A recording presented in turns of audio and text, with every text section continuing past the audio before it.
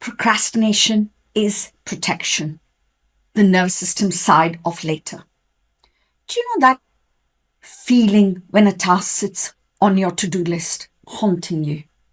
You circle, rewrite, plan, but just don't start.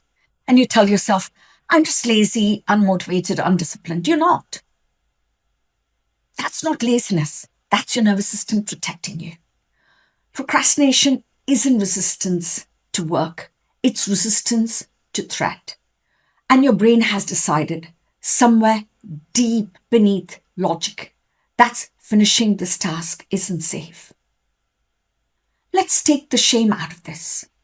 Your body associates visibility, judgment, or possible rejection with danger. Later becomes a shield. Procrastination is how your system buys time to regulate. It's your body's way of whispering, we're not ready to feel that yet. Think of your stress response like a smoke alarm. It doesn't analyze the source, it just reacts.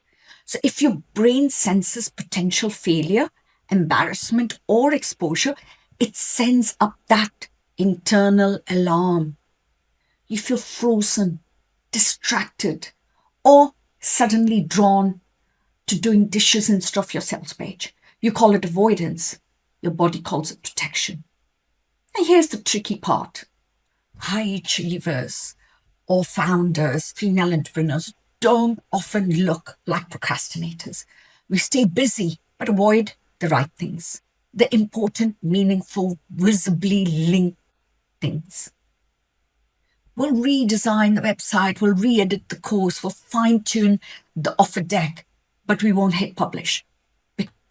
Not because we know how, we don't know how, but because the task threatens the old wound. What if I'm not enough? So, procrastination isn't a time management flaw. It's a trauma echo. It's your system saying, doing this could hurt. A woman I worked with had been about to launch a program for almost a year. Every time she got close to finishing, she suddenly needed to redo her slides or clarify her message. She wasn't flaky, she was afraid. Her nervous system linked visibility with danger. When she was a kid, success was met with jealousy, criticism at home. So on the subconscious level, staying almost ready was safer than being fully seen. We reframed her procrastination as a nervous system alarm, not as a personal failure. The moment she stopped fighting it, something softened. So instead of forcing herself to push through, she started asking, what part of me doesn't want to feel safe right now? That question turned procrastination to a dialogue, not a battle. When you stop judging your delay, you start listening to it. You discover the intelligence inside the pattern. Every form of avoidance has a story.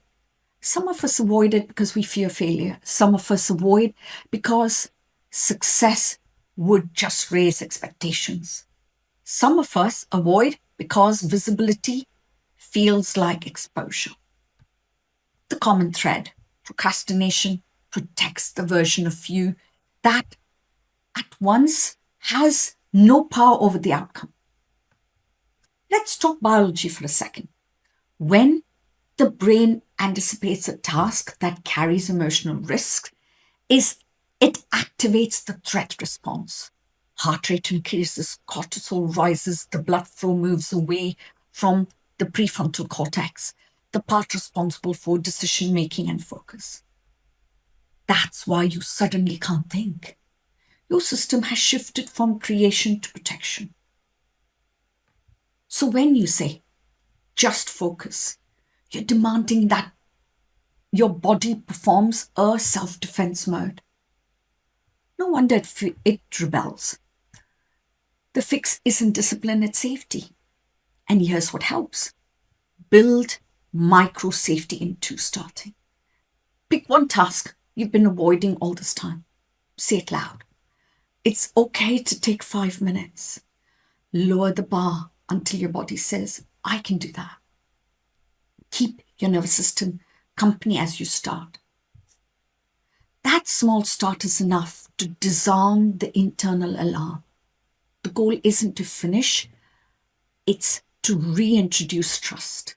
Your brain needs to see that starting doesn't equal danger. I had another client who ran a growing service business but froze every time she had to send proposals.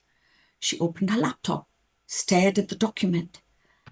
When her chest tightened, she then cleaned the kitchen instead. Her pattern wasn't disorganization, it was fear of rejection replaying through muscle memory.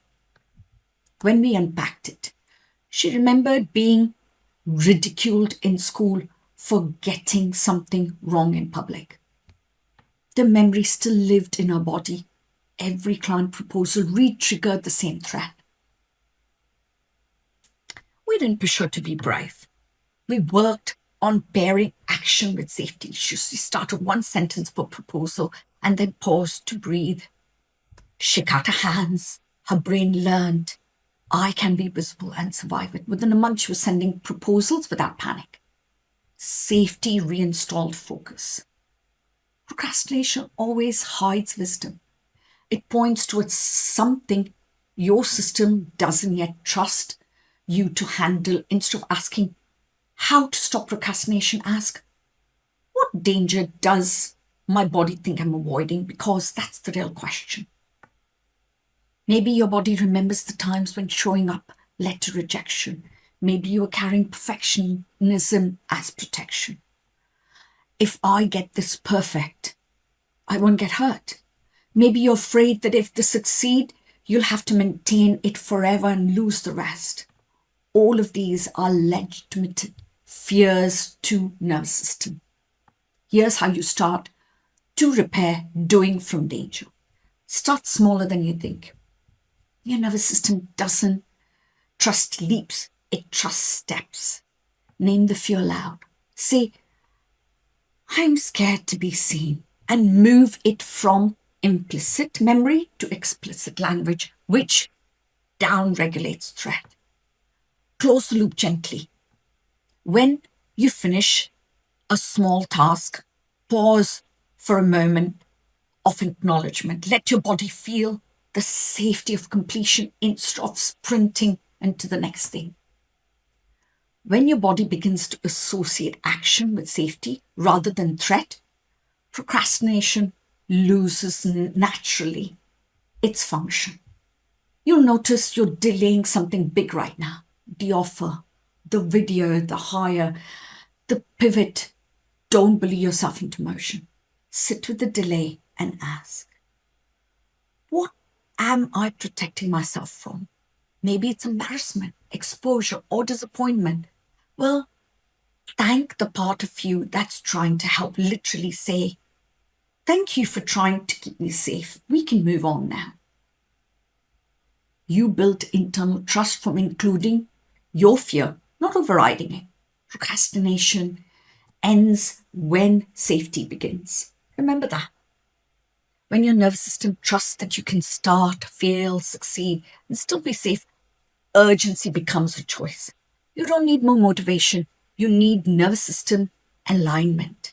So the next time you catch yourself scrolling or cleaning instead of creating, pause, take a breath, put your hand on your heart and say, I'm safe to start small. Then do the most miniature, least threatening version of that task. A 2-minute outline, one message draft, a single paragraph. Let that be enough. You're not lazy or inconsistent. You are protective, and your body has been working from an outdated definition of danger. Say this with me. I don't procrastinate because I'm weak. I pause because my body is asking for safety first. And safety is what builds sustainable action. So let's bring the habit rejection workbook today.